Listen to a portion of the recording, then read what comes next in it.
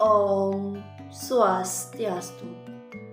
Om Anubhadra Kartowiantu Viswata.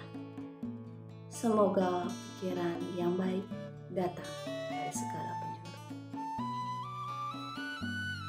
Selamat pagi semua. Perkenalkan, nama saya Nikadek Marina dengan NIM 1911011053. Absen 28, kelas PAH semester 5, jurusan Pendidikan Agama Hindu.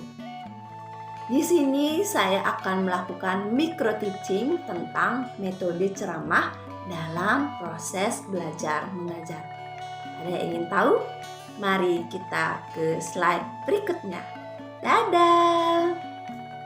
Baiklah, sebelum kita ke slide berikutnya, di sini saya akan menyampaikan apa sih metode yang saya akan gunakan dalam proses pembelajaran.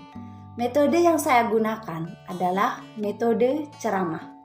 Metode ceramah adalah salah satu metode yang sering digunakan oleh seorang guru.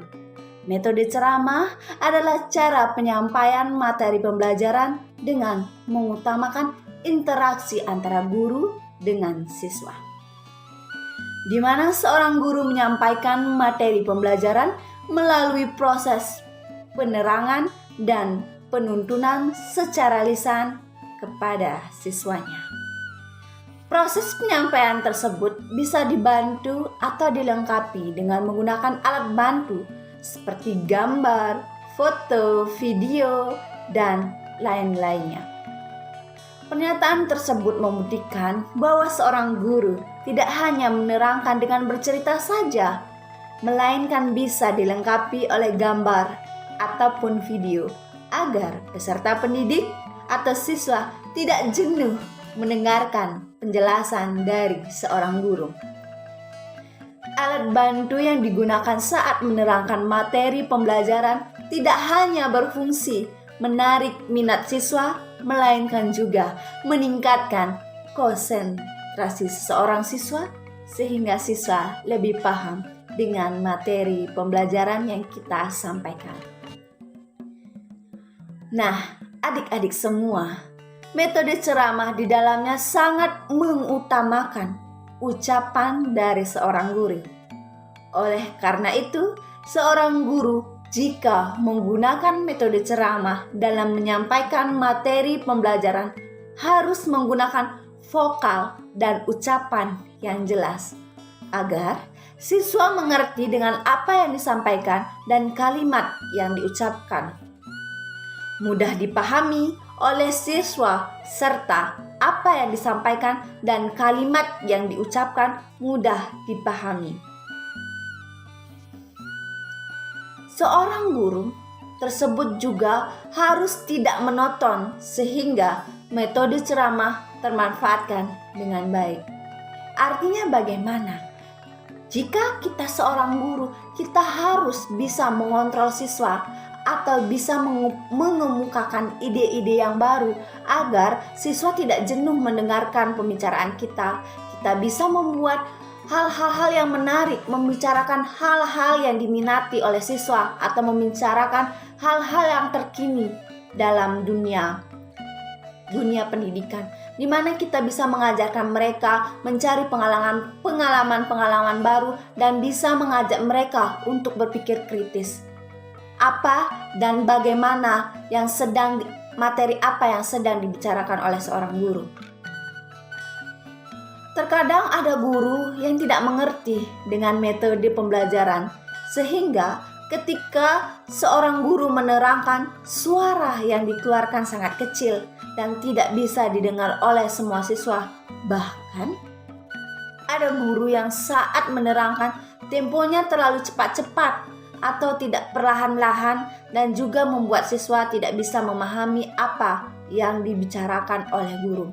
Di sini kita sebagai seorang guru harus mampu mengetahui bagaimana posisi siswa tersebut. Apakah dia mampu mencatat dengan baik jika kita menyampaikan materi dengan cepat-cepat? Nah, kalau tidak, kita bisa memberikan materi dengan secara perlahan-lahan dan tanyakan apa dia sudah mencatat atau sudah mendengarkan dengan baik. Kalau tidak, kita bisa mengulang lagi kalimat-kalimat kita tersebut.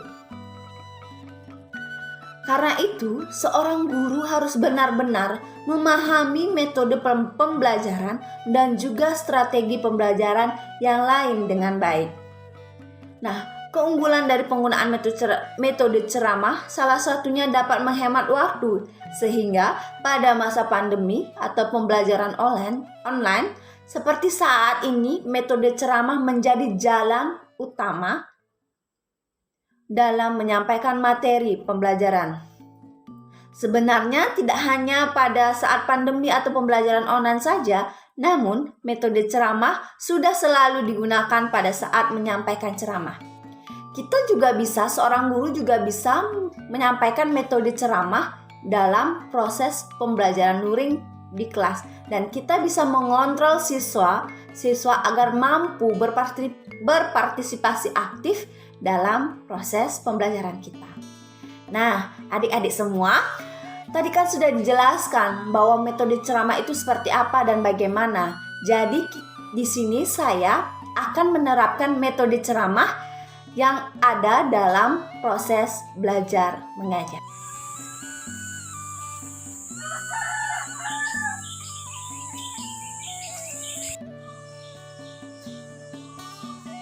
Selamat pagi Bu Guru. Selamat pagi. Selamat jadi. Om Swastiastu. Baiklah, Ibu absen dulu ya. Ada anak Bu? Saya Bu. Nyoman Masri? Saya Bu. Marini? Ade. Kemarin ya? Sakit. Oh, baiklah, kalau sudah absen semua, Ibu, sebelum kita memulai pembelajaran, mari kita berdoa terlebih dahulu. Berdoa dimulai.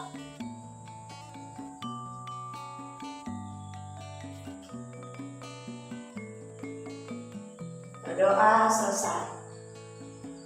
Baiklah, di sini Ibu akan memulai proses belajar mengajar. Kita akan memulai materi yang pertama, yaitu materi yatnya. Ada yang tahu nggak yatnya itu apa? Saya Bu. Silakan, ada anak Bu.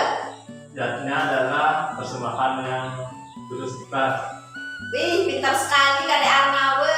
Baiklah, itu adalah jawaban yang bagus. Ibu akan jelaskan dari pengertian yatnya. Yang pertama, yatnya terdiri dari kata yat yang artinya memuja. Secara etimologi, yatnya berarti pemujaan atau persembahan korban suci tulus ikhlas kehadapan Ibu Sang Hyang Widi Wasa. Ada yang tahu juga tujuan dari yatnya? Nah, Ya, kalau tidak, Ibu akan jelaskan tujuan dari yatnya. Yang pertama yaitu penyucian. Dijelaskan dalam Bhagavad Gita mantra, orang yang baik makan apa yang tersisa dari yatnya, sedangkan orang yang tidak baik adalah orang yang memakan makanannya sendiri tanpa melakukan yatnya. Yang kedua yaitu membebaskan diri dari ikatan dosa. Dalam Bisma Parwa, semua karma itu akan dapat dibebaskan dengan pelaksanaan yatnya. Nah, kita akan menuju sarana apa saja sih yang dilakukan oleh manusia untuk beryatnya. Ada yang tahu nggak? Yang pertama yaitu api, yang kedua air, yang ketiga bunga, yang keempat daun, dan yang terakhir buah dan biji-bijian. Dalam Bhagavad Gita bab 9 sloka 26, siapa saja yang sujud kepadaku dan persembahan sehelai daun, sekuntum bunga, sebiji buah-buahan, selebuk air, aku terima sebagai bakti persembahan dan orang yang berhati suci. Yang ketiga, tujuan dari yatnya yaitu mencapai surga. Hal ini dijelaskan dalam Agastya Parwa. Ada dua jalan, yaitu untuk menuju ke surga, tapa dan yatnya. Berarti jalan menuju surga adalah salah satunya dari kita berbuat yatnya. Dengan kita beryatnya, kita bisa masuk dalam dunia surga. Sekarang kita masuk ke jenis-jenis yatnya. Ada yang tahu nggak jenis-jenis jenis yatnya itu? Saya Bu. Oh, Kak Arnaud silakan. Panjayatnya, Terus, manusia ayatnya, terus, ayatnya dan sudrayatnya, lagi sekali, lagi satu. butuh ayatnya. Wih, pintar sekali, tepuk tangan. Pintar sekali Kak Arnaud, benar sekali. Jenis-jenis yatnya itu ada 5. Yang pertama dewi yatnya, yang kedua manusia yatnya, yang ketiga putri yatnya, yang keempat resi yatnya, yang terakhir adalah butuh yatnya. Ibu akan jelaskan satu persatu dari jenis-jenis yatnya tersebut. Yang pertama, dewi yatnya artinya mempersembahkan yatnya ke hadapan ide sang yang berkuasa. Contohnya ada yang tahu? Ya, Yang pertama contohnya itu kita membanten, sembahyang, melakukan upacara diraih galungan, kuningan, itu kita persembahkan ke hadapan ide sang yang berkuasa. Yang kedua, manusia yatnya, yaitu persembahan yatnya kepada diri kita sendiri. Ada yang tahu nggak contoh upacara dari manusia yatnya? ya, Silakan Kak Arnaud, pintar sekali Anda. menata, Wih, pintar sekali. kawiwahan, Pintar sekali. Kalau Teman Masih gimana? Nggak tahu. Oh, nggak tahu. Saya tanya Ibu akan jelaskan ya bagaimana itu upacara dari manusia yatnya. Yang pertama, benar sekali yang dikatakan Kak Arnaud, yaitu metata. Metata itu untuk diri kita, untuk pembersihan untuk diri kita. Yang kedua, pawiwahan, benar sekali. Setelah selesai dari brahmacari, kita menuju ke agastya, yaitu pawiwahan, mempersatukan antara dua ikatan antara perempuan dan lelaki. Paham semua? Paham, pintar sekali murid-murid saya.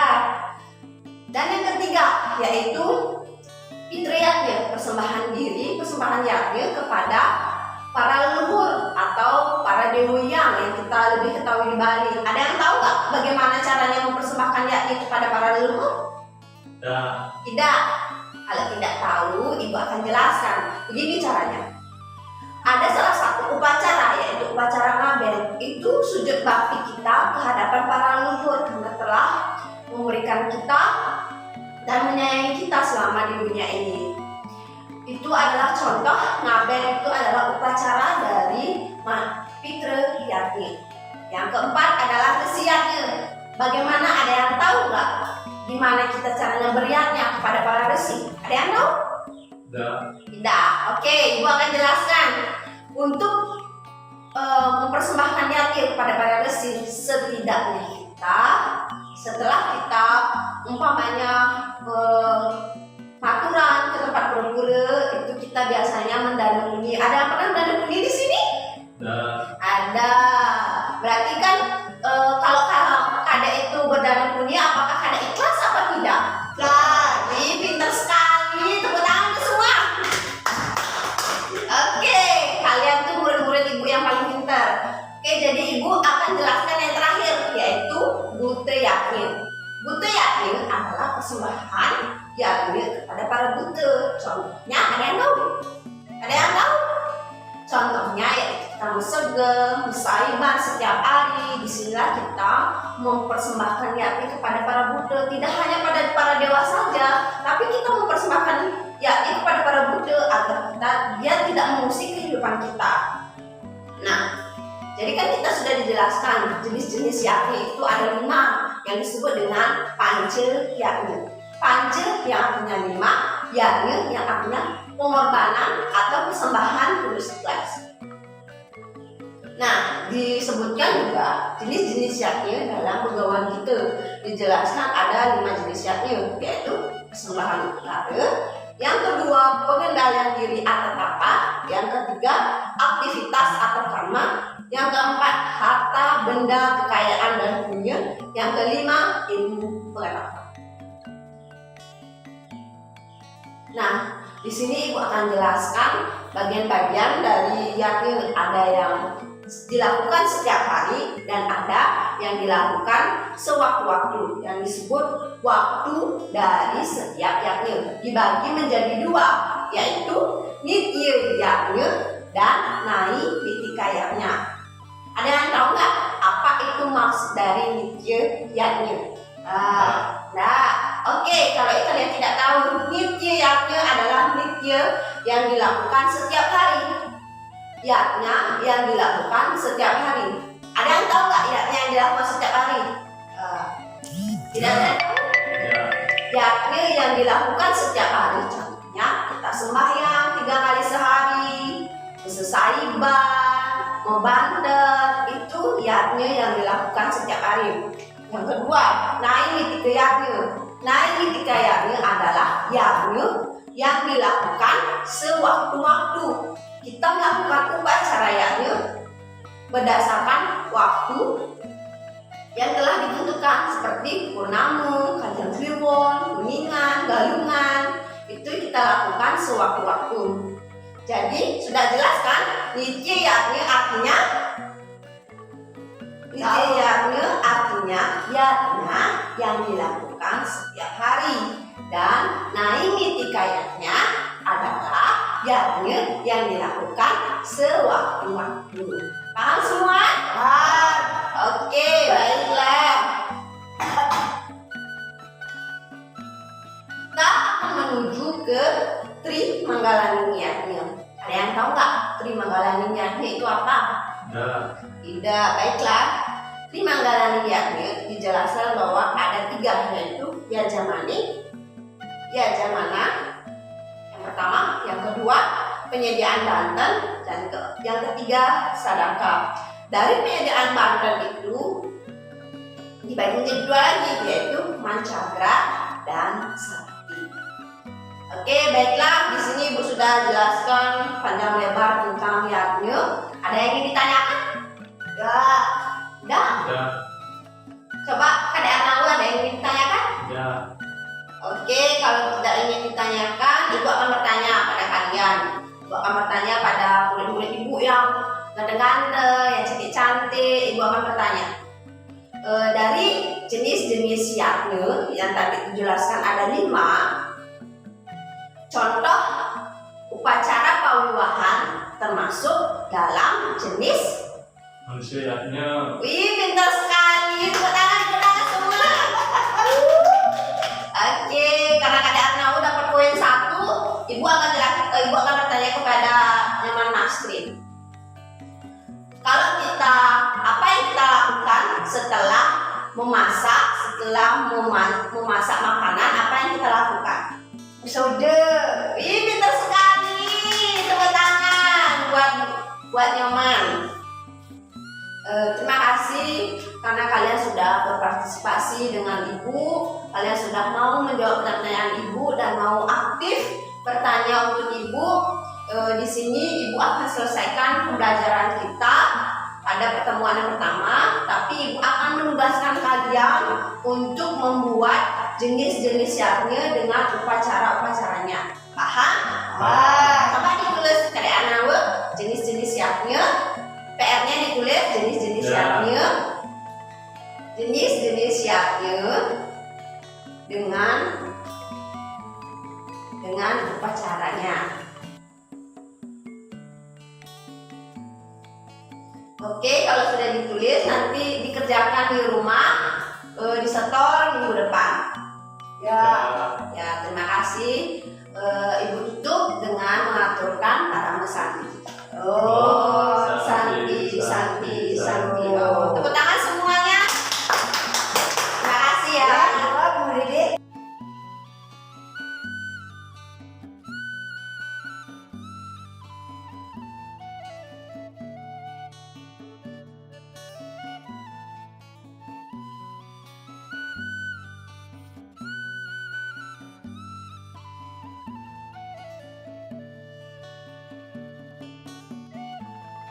Halo semua, kembali lagi dengan saya Nika Dek Marina.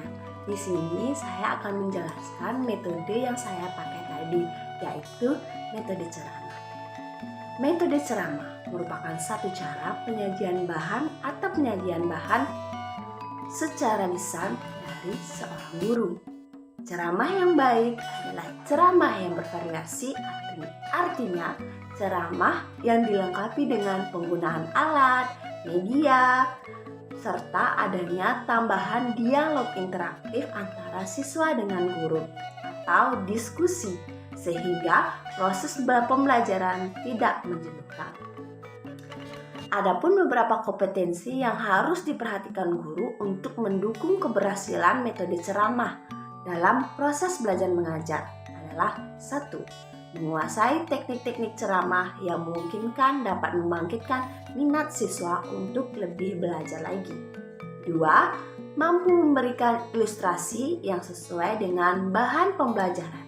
Yang ketiga, yaitu menguasai materi pembelajaran.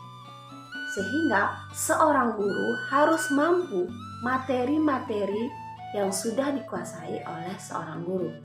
4. Menjelaskan pokok-pokok bahan pelajaran secara sistematis dan terperinci. 5. Menguasai aktivitas seluruh siswa dalam kelas maupun di tempat yang lainnya. Nah, yang perlu kita perhatikan dalam penggunaan metode ceramah yaitu kelemahan dari metode ceramah. Ada yang tahu nggak metode ceramah itu kelemahannya apa saja? Yang pertama, 1. Yaitu sulit bagi siswa yang kurang mampu mendengarkan atau mencatat dengan baik. Yang kedua, yaitu sering menimbulkan verbalisme. Yang ketiga, yang sering terjadi dalam proses belajar mengajar adalah yaitu merasa bosan. Siswa itu merasa bosan dan jenuh terhadap seorang guru yang sering menggunakan metode ceramah karena seorang guru lebih monoton untuk memberikan ceramah kepada siswanya sehingga siswanya itu kurang kreatif untuk mencari hal-hal yang baru. Yang keempat, yaitu seorang guru memberikan materi hanya dengan aspek ingatan saja, melainkan tidak memberikan materi secara luas, tetapi hanya aspek ingatan saja. Ini sering kali terjadi, sehingga guru-guru yang lupa akan materinya akan meninggalkan materi-materi tersebut dan melanjutkan materi-materi apa saja yang ia ingatan. Yang kelima, yaitu kendali seluruh kelas ada dipegang dalam seorang guru. Nah, kita kan sudah tahu bagaimana kekurangan-kekurangan dari metode ceramah tersebut. Kita balik lagi, bagaimana sih keunggulan atau kelebihan dari metode ceramah? Ayo, ekonomis waktu dan biaya. Karena waktu dan materi pembelajaran dapat diatur guru secara langsung, materi dan waktu pelajaran sangat ditentukan oleh sistem nilai yang dimiliki oleh guru yang bersangkutan. Kedua, yaitu target jumlah siswa akan lebih banyak apabila menggunakan alat sound system. Yang ketiga, bahan pelajaran sudah dipilih, dipersiapkan, sehingga sangat memudahkan untuk mengklasifikasikan dan mengkaji aspek-aspek bahan pembelajaran, yaitu di mana maksudnya adalah materi apa yang diberikan terlebih dahulu dan materi apa yang akan diberikan berikutnya. Yang keempat, apabila bahan pelajaran belum dikuasai oleh sebagian siswa, maka guru akan merasa mudah untuk menugaskan dan memberikan rambu-rambu pada siswa yang bersangkutan untuk mencari materi-materi yang sudah dijelaskan oleh seorang guru. Nah, baik kawan-kawan semua, adik-adik semua, anak-anak semua, karena kita sudah mengetahui apa itu dari metode ceramah, kelemahan dari metode ceramah, dan kelebihan dari metode ceramah, di sini saya juga akan menyampaikan apa saja sih yang dilakukan oleh seorang guru untuk mengurangi dari kekurangan metode ceramah. Yang pertama, 1. Seorang guru harus mampu menguasai materi-materi yang akan diberikan kepada siswa. Yang kedua, guru juga harus menyediakan alat dan bahan untuk menunjang partisipasi dan minat dari siswa. Contohnya, kita melakukan metode ceramah dengan menggunakan alat sound system atau memberikan PowerPoint untuk dijelaskan oleh seorang guru. Yang ketiga, kita harus bisa mengontrol emosi dan menjanjikan bahan atau materi-materi yang kita berikan secara kreatif, atau tidak selalu menonton dengan ceramah saja. Kita bisa membuat lelucon-lelucon dari materi-materi yang kita berikan tadi. Nah, itulah upaya-upaya yang bisa dilakukan seorang guru untuk menarik minat atau partisipasi seorang murid untuk lebih belajar lagi dengan metode ceramah yang kita lakukan sebagai seorang guru. Nah, sekian pemaparan yang bisa saya sampaikan mengenai pengertian dari metode ceramah, kelebihan dari metode ceramah, kekurangan dari metode ceramah, dan upaya yang dilakukan untuk menanggulangi kekurangan dari metode ceramah. Sekian dan terima kasih. Om Santi Santi Santi Om. Sampai jumpa kembali.